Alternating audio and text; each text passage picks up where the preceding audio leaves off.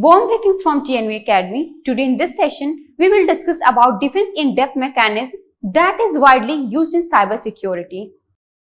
Before we start, let me tell you about the key takeaways of this session.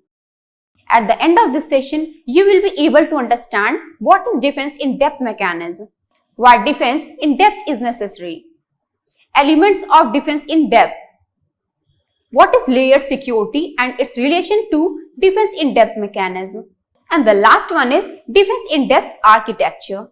So let's begin our discussion and talk about what is defense in-depth mechanism.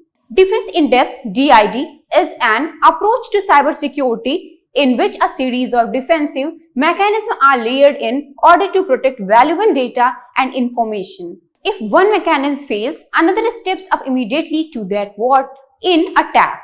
This multi-layered approach with intentional redundancies increases the security of a system as a whole and addresses many different attack vectors. Defense in-depth is commonly referred to as the castle approach because it mirrors the layered defenses of a medieval castle. Before you can penetrate a castle, you are faced with a moat, ramparts, drawbridge, towers, battlements, and so on. Defense in-depth is an information assurance strategy that provides multiple redundant defensive measures in case a security control fails or a vulnerability is exploited. It originates from a military strategy by the same name which seeks to delay the advance of an attack rather than defeating it with one strong line of defense. Defense in-depth cybersecurity use cases include end-user security, product design, and network security. An opposing principle to defense in-depth is known as simplicity in security, which operates under the assumption that too many security measures might introduce problems or gaps that attackers can leverage. Defense in-depth is a strategy that leverages multiple security measures to protect an organization assets. The thinking is that if one line of defense is compromised, additional layers exist as a backup to ensure that threats are stopped along the way. Defense in-depth addresses the security vulnerabilities inherent not only the hardware and software but also with people, as negligence or human error are often the cause of a security breach. Now let us talk why defense in-depth necessary. The guiding principle of a defense in-depth strategy is the idea that a single security product cannot fully safeguard a network from every attack it might face. However, implementing multiple security products and practices can help detect and prevent attacks as they arise, enabling organizations to effectively mitigate a wide range of threats. This approach becomes increasingly important as organizations scale their networks, systems, and users. Another advantage of layered security is redundancy. If an external attacker takes down one liner of defense or an insider threat compromises part of an organization's network, other security measures can help limit and mitigate the damage to the entire network. By contrast, using the only security product creates a single point of failure. If it becomes compromised, the entire network of systems can be breached or damaged as a result. Now let us talk about the key elements of defense in depth with an ever-growing landscape of security threats to contend with. Security companies are continuously developing new security products to protect networks and systems. Here are some of the more common security elements found in a defense in-depth strategy. The first one is network security controls. The first line of defense when securing a network is the analysis of network traffic. Firewalls prevent access to and from unauthorized networks and will allow or block traffic based on a set of security rules. Intrusion protection system often works in tandem with a firewall to identify potential security threats and respond to them quickly. The second one is antivirus software. Antivirus software is critical to protecting against viruses and malware. However, many variants often rely heavily upon signature-based detection. While these solutions offer strong protection against malicious software, signature-based products can be exploited by intelligent cybercriminals. For this reason, it is wise to use an antivirus solution that includes heuristic features that scan for suspicious patterns and activities. The third one is analyzing data integrity. Every file on a system has what is known as a checksum. This is a mathematical representation of a file that shows the frequency of its use, its source, and which can be used to check against a known list of viruses and other malicious code.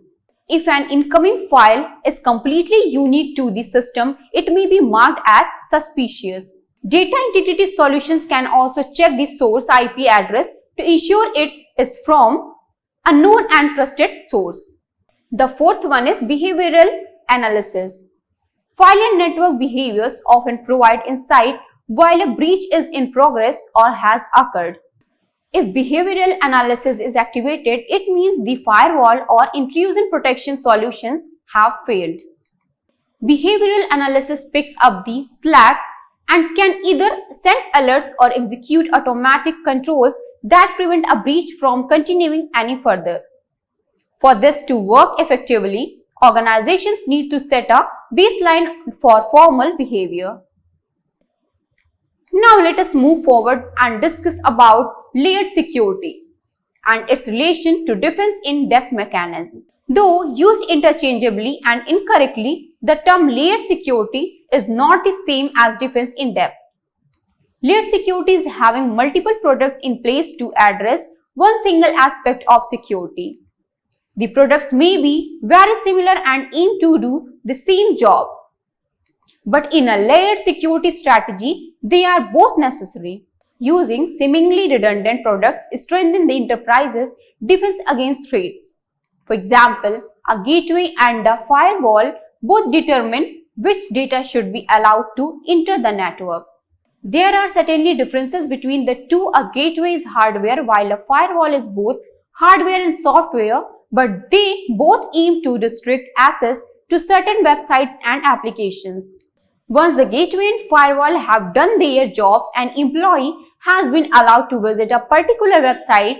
For example, another security product or service will have to take over if the employee wants to enter a password to log into that website. The next security product can be multi-factor authentication (MFA), which prevents access to a website unless multiple credentials are provided. In other words, layered security only addresses one dimension of security or one vector of attack, while defense in depth is broader, multifaceted, and more strategic in scope. It can also be said that layered security is a subset of defense in depth. A layered security strategy is evaluated in three different areas: administrative, physical, and technical. Administrative controls include the policies and procedures needed to restrict unauthorized access, such as role-based access control (RBAC) or employee training to protect against phishing scams. Physical controls incorporate physically securing access to the IT system, such as locking server rooms, while technical controls include the mix of products and services the organization selects to address security. And finally, let us now discuss about the defense in depth architecture. Defense in depth security architecture is based on controls that are designed to protect the physical, technical, and administrative aspects of your network. Defense in depth layered security architecture consists of the following: physical controls. These controls include security measures that prevent physical access to IT systems, such as security guards or locked doors. Technical controls. Technical controls include security measures that protect network systems or resources using specialized hardware or software, such as a firewall appliance or antivirus program. Administrative controls. Administrative controls are security measures consisting of policies or procedures directed at an organization's employees. For example, entrusting users to label sensitive information as confidential. Additionally, the following security layers help protect individual facets of your network. Access measures. Access measures include authentication controls, biometrics, timed access, and VPN. Workstation defenses. Workstation defense measures include antivirus and anti-spam software. Data protection. Data protection methods include data at rest encryption, hashing, secure data transmission, and encrypted backups. Perimeter defenses. Network perimeter defenses include firewalls, intrusion detection system, and intrusion prevention system. Monitoring and prevention. The monitoring and prevention of network attacks involves logging and auditing network activity, vulnerability scanners, sandboxing, and security awareness training. We have now come to the conclusion of this session. In case you have any queries regarding the topic which we discussed, then please feel free to ask them. See you soon. Till then, best wishes from TNV Academy.